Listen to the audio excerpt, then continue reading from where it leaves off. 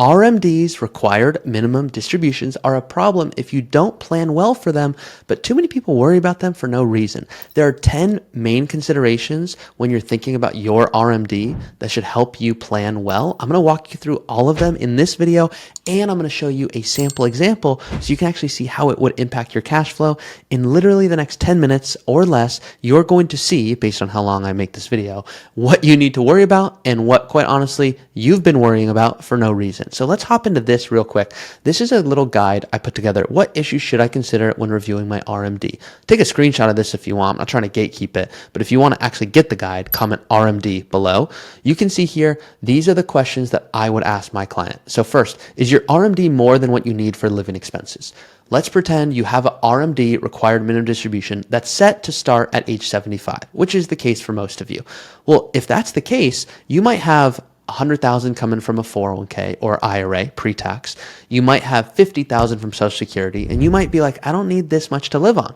That's what's called having your RMD greater than you actually need. So consider transferring your RMD to a non-qualified account or a superhero account to be wise and join the 0% potential tax club for reinvestment rather than having that sit. If you have other retirement accounts subject to RMDs, do you need to verify that those RMDs will be satisfied? They all have their own schedule. Is the value of your qualified account significantly up or down due to current market conditions? That impacts your RMDs. Did you inherit this account? Because now there's this 10-year rule that you got to make sure you're navigating wisely, and it depends who you inherited it from. Are you eligible for any exceptions? Are you still working? Is it your first year? Was COVID the first year? Just an example. What about tax withholdings? What about Roth conversions? What about recognizing gains? Are you 70 and a half or older, doing QCDs? So those are 10 quick things that I would be considering if I was personally going through my RMD planning process. Now, I know I went through that at rapid fire pace, so you're like, that wasn't helpful, because I want to show you a sample example. Those are just questions that you should be considering. It's easier to apply these principles when you can see an example. So check this out. On my screen, we've got John's sample. John's 57 and single.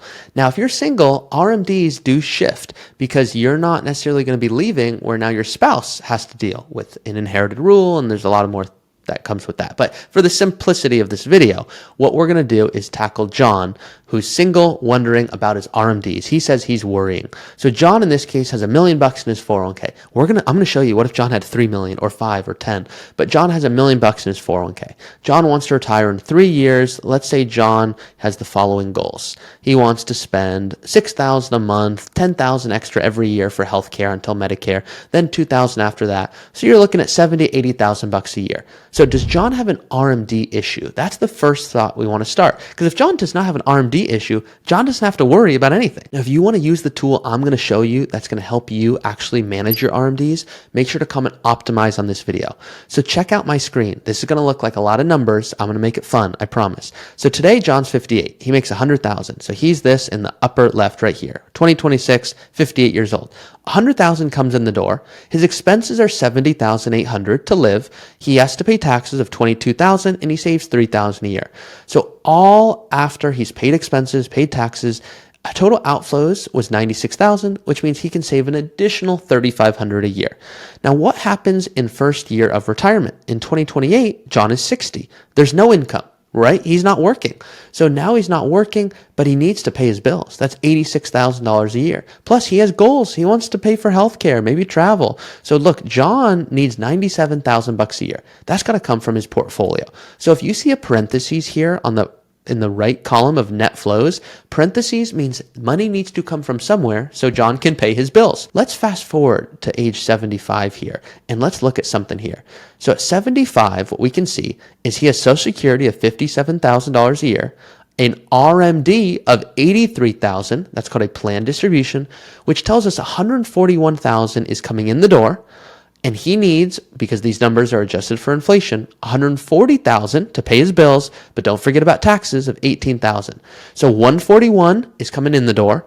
$159 is what we need to go out the door. That's a $17,000 deficit, which means we're $17,000 behind meaning 17,000 has to come from the portfolio so John can live his life. If this number was positive, that would tell us there's an RMD problem. This is not an RMD problem. John should not be worrying about RMDs. John should be making sure he doesn't run out of money. But John here, 83,000, that's his required distribution. It's not a bad thing to have an RMD. And here's why. If you put money into a 401k, you get a tax deduction at the 32% tax bracket. And then when you retire, you're in the 24% tax bracket, paying on those dollars. Well, you got a deduction at 32 and you're taking the money out at 24. That's smart tax arbitrage. Where it's not smart is if you're in the tax bracket of, let's call it 15, 20%, make more money, 24%, make more money, 32%, then you retire and you're in the 37%. You could see it's not even in the camera because you're in such a high tax bracket here. Now you're paying tax at such a high rate. That's where the RMD issue comes into play, which I bet you already know. So watch this number 17,000, which is the current deficit that would come from his portfolio. If I were to shift the following, because let's pretend John doesn't have $1 million in his 401k. John's got $3 million. Don't change anything else on spending. Let's go back to the cash flows. Once again, you guys can all do this on your end. Retirement, click cash flows here, switch to the summary. You can all see this in different views. There's a waterfall view. There's a breakdown. You can get all fancy with it. I just like the summary view. So if you click in the summary view, everything's the same. We're just going to go down to 75 here. And what do we see? Do you guys remember what this said before? Wasn't it like 80,000 or whatever? Now the planned distribution is 357,000. Why? Because he spent the same amount of money, but his 401k compounded and grew. So now what's coming in the door? Between Social Security and RMDs, 414,000 is coming in the door.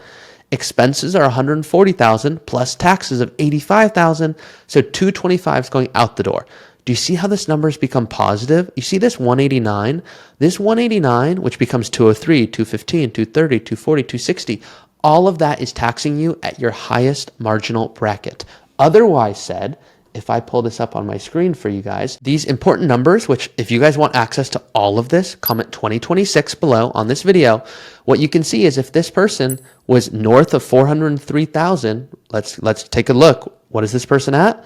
What is this person's total inflows? 414,000. So 414,000 puts us in the 32% tax bracket. What does that mean? That means all of these dollars here, the 189, this is all being taxed at your highest marginal bracket, which for this individual, if he's single, would actually be the 35% bracket. Between 256 and 640, 35%. So if you don't want to be taxed 35% on those distributions, what could you do? Well, you could consider Roth conversions. Now, Roth conversions I've made many videos on, and you can see in this software, it'll throw out a number like $1 million or $2 million or 500 based on what you want to convert from, how much, the timing, all these fancy things. If you want a guide on conversions that will help you, comment conversion on this video. Now, what I would recommend before doing Roth conversions, if I was this person with $3 million, is I would actually be seeing, should I spend more money? Because what if this person spent more money first? Before doing a Roth conversion, ask yourself two questions. Would you rather retire earlier or spend more? Because why is there such a big RMD? There's a huge RMD because they're being forced to spend more than they'll even know what to do with. So don't spend for the sake of it. But if you spent $10,000 a month because that would help you enjoy retirement more, and we go back to the cash flows, I can almost guess there's still going to be an RMD issue. I say issue because it's a good problem to have. But if we were to look at this again, let's look at the RMD. Before, we had like 400,000 plus coming in. Now there's 200,000 plus coming in. So 332 is coming in the door. We got 279 going out the door. We have 53,000 that's now being taxed at your highest marginal bracket, which in this case would be 37% plus state income taxes. And this tells me if this person spent 10,000 a month and still saw they were on track to not run out of money, which let's look at this example. Here's someone with an RMD spending 10,000 a month and they're on track still for $10 million at the end. Would you not spend it? Now, I put out this video, Stop, Don't Do a Roth Conversion, with my partner, James. Now, James is literally the most brilliant person I know. If you've not seen his videos, please make sure to check them out because he's a genius. Now, what I want you, once again, to summarize the video with is RMDs can be a problem if you don't plan for them well, but too many people are planning for RMDs potentially unnecessarily. I promise I speak English. Because what you can do is first ask yourself, should I retire earlier or spend more? Don't just have an RMD problem and go, boo-hoo, I need to do conversions. First, see, could you make your life better? If you're like, whoa, retiring earlier or spending more, that doesn't change or make my life any better, which I'd be surprised by, then go to conversion. So here's what most people do wrong. They start with, oh my gosh, RMD issue. Oh my gosh, should I do conversions? Don't do that. Go RMD issue. Can I retire earlier or can I spend more? Wow, based on what's left over, here's what my tax situation should look like. And I should evaluate it not every year, throughout the year. Imagine markets go down and you can convert more money. You're getting more bang for your buck. It's like going and getting in at a discount. Markets go down, you convert. As those assets recover, that's all tax-free growth. So if you want to be wise about your conversion strategy and estate planning and insurance and all this is why we exist, so that we can help people just like you. So if you want, go to the description of this video, click the little link that says work with us, or go to rootfinancial.com. In the upper right, click the button that says let's talk, answer a few questions, and we might be talking very soon. Thanks, guys.